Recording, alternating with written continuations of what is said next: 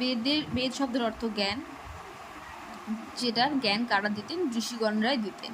বেদের রচয়িতার মধ্যে উল্লেখযোগ্য ছিলেন কয়েকজন ঋষির নাম বলা আছে, তাদের মধ্যে বিশ্বামিত্র, অত্রি, বামদেব, ভরদ্বাজ, বশিষ্ঠ, কণ্হ, শৌনক, এই সমস্ত নামগুলো বেশি।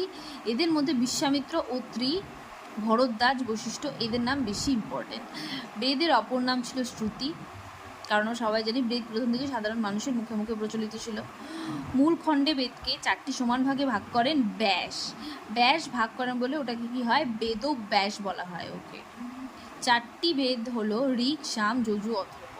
আবার প্রত্যেক বেদকে 4টি ভাগে বিভক্ত করা হয়, যথা সংহিতা, মানে পদ্যে লেখা হতো, এটা মানে ছড়ার আগে লেখা হতো, ব্রাহ্মণ, আরণ্যক ও উপনিষদ।